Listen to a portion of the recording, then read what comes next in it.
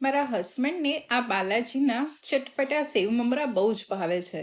તો મેં આ રેસીપીને વિધાઉટ ઓનિયન અને ગાર્લિક પાવડર કેવી રીતે જસ્ટિફાઈ કરી તે જોઈએ.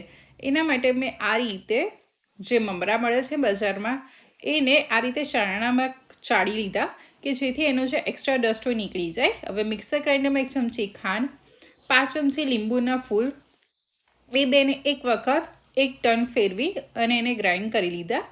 આ રીતે પ્રોપર ગ્રાઇન્ડ થઈ જાય એટલે એમાં ચપટી હિંગ, ચપટી હળદર, 1 ચમચી લાલ મરચું પાવડર, થોડું સ્વાદ પ્રમાણે મીઠું અને આ બધાને બી મેં ફરી એક વખત ગ્રાઇન્ડ કરી લીધા.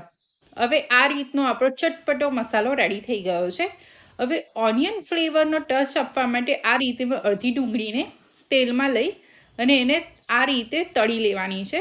આપણા ડુંગળીને બ્રાઉન કલરની થાય એટલે આપણે કે જે બિરયાનીમાં બિરસ્તો બનાવતા હોઈએ છીએ એ રીતની બ્રાઉન કલરની તળાઈ જાય ત્યાં સુધી એ ડુંગળીને તળવાની છે. તો ફ્રેન્ડ્સ, તમે જોઈ શકો છો કે સરસ એવી બ્રાઉન તળી ગઈ એટલે આને આપણે સાઈડ કરી લેવાની છે. આ ડુંગળીની ફ્લેવર આપણા તેલમાં સરસ રીતે આવી ગઈ છે. હવે આપણે 1 ચમચી વાટેલું લસણ લેવાનું છે જે આપણે ગાર્લિક પાવડરને જસ્ટિફાઈ કરવા માટે એમાં એડ કરવાનું છે. હવે થોડું લસણ સતળાઈ જાય ત્યારબાદ ચાળેલા મમરા એડ કરી અને એક વખત એને સ્ટર આપી દેવાનું છે. આ રીતે બધું સરસ મિક્સ થઈ જાય ફ્રેન્ડ્સ, ત્યારબાદ તમે જોઈ લેવાનો કે થોડો મમરો કડક થઈ જશે. થોડો મમરો કડક થઈ જાય ત્યારબાદ જ એમાં આપણે જે ચટપટો મસાલો પ્રિપેર કર્યો હતો એ એમાં એડ કરી દેવાનો છે. અને મસાલો એડ થઈ જાય એટલે આપણે મમરાને ફરી ગુડ સ્ટર આપી દેવાનું છે.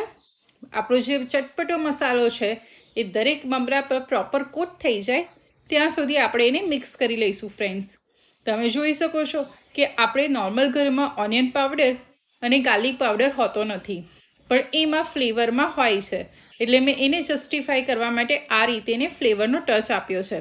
હવે એમાં થોડી ઝીણી સેવ એડ કરી લેવાની છે કે જે 0 નંબરની સેવ હોય છે જે બજારમાં ઇઝીલી મળે છે. એ સેવ એડ કરી અને બધું એક વખત સરસ મિક્સ કરી લેવાનું અને એની ફ્લેમ ઓફ કરી લેવાની. આ મમરા સરસ એવા ક્રિસ્પી શેકવાના કે જેથી લોંગ ટાઈમ સુધી સરસ એનો ક્રંચ રહેવો જોઈએ. તો ફ્રેન્ડ્સ, આ રીતના આપણા બજારમાં મળતા બાલાજીના ચટપટા સેવ મમરા રેડી થઈ ગયા છે જેને આપણે આજે ઘરની ફ્લેવરથી જ ટચ આપ્યો છે. તો ફ્રેન્ડ્સ, આ મમરાને તમે મહિના સુધી સ્ટોર કરી શકો છો અને બજારથી લાવવાની જરૂરત નથી. આ રીતે ઘરે બનાવીને જ બાલાજીના સેવ મમરા એન્જોય કરી શકો છો. તો ચલો ફ્રેન્ડ્સ, આ વખતે આ રેસીપી બનાવો. હવે બીજી રેસીપી સાથે ફરી મળીશ. Good bye.